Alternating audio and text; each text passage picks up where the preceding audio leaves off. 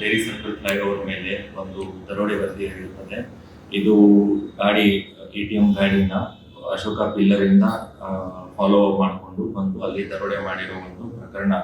ಅದರಲ್ಲಿ 7.11 ಕೋಟಿ ದುಡ್ಡನ್ನ ತಗೊಂಡು ಪರಾರಿಯಾಗಿದ್ದ ಒಂದು ಪ್ರಕರಣ ಸಿದ್ದಾಪುರ ಪೊಲೀಸ್ ಠಾಣೆಯಲ್ಲಿ ವರದಿಯಾಗಿರುತ್ತದೆ. ಈ ಪ್ರಕರಣದ ತನಿಖೆ ಕೈಗೆತ್ತಿಕೊಂಡು ಇವತ್ತು ಮಾನ್ಯ ನ್ಯಾಯಾಲಯಕ್ಕೆ ದೋಷಾರೋಪಣಾ ಪಟ್ಟಿಯನ್ನು ಸಲ್ಲಿಕೆಯಾಗಿದೆ.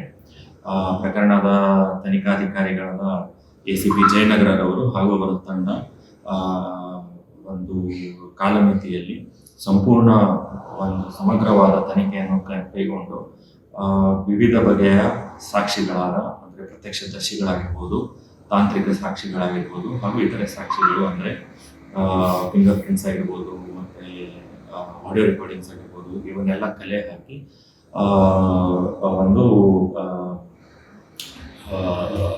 ಒಳ್ಳೆ ಗುಣಮಟ್ಟದ ಚಾರ್ಜ್ ಶೀಟ್ನ ಸಲ್ಲಿಕೆ ಮಾಡಿರುತ್ತಾರೆ.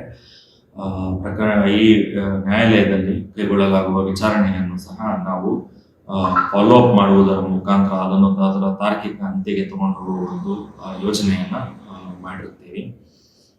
ಪ್ರಕರಣದಲ್ಲಿ ಒಟ್ಟು 9 ಆರೋಪಿತರ ವಿರುದ್ಧ ದೋಷಾರೋಪಣೆ ಪಟ್ಟಿ ಸಲ್ಲಿಕೆಯಾಗಿರುತ್ತದೆ ಹಾಗೂ ಪ್ರಕರಣದಲ್ಲಿ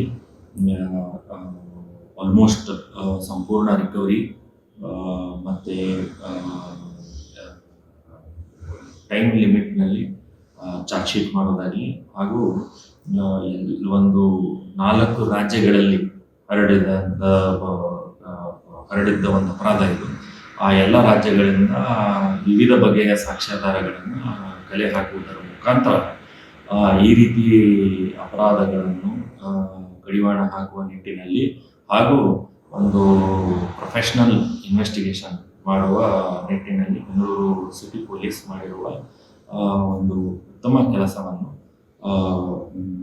ನಾವು ಜನರ ಗಮನಕ್ಕೆ ತರಲು ಬಯಸುತ್ತೇವೆ. ಸರಿಸುಮಾರು 1328 ಪುಟಗಳಾಗಿರ್ಬೋದು, ಸರಿಸುಮಾರು 129 ಸಾಕ್ಷಿಗಳನ್ನು ಲಿಸ್ಟ್ ಮಾಡಿದ್ದೀವಿ.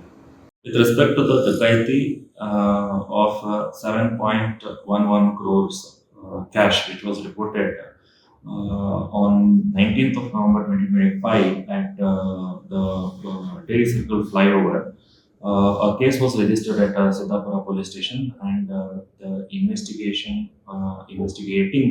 officer ACP Jayanagara has filed a charge sheet today in the concerned court. The charge sheet has been filed against 9 persons against various sections of BNS and around about the investigation has been completed with a very scientific approach, be it collection of evidences with respect to eyewitnesses or technical evidences or other forensic evidences such as fingerprints and voice recordings. The IU team has done a wonderful job of completing the investigation in the prescribed time limit whilst also collecting evidence from places spread over about 4 states and analyzing them and submitting a final report before the court.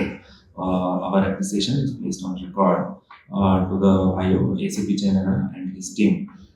We would also like to present before the public the commitment of Bangalore City Police towards taking this case to its logical end by following it up with the court so that there are no delays in trial.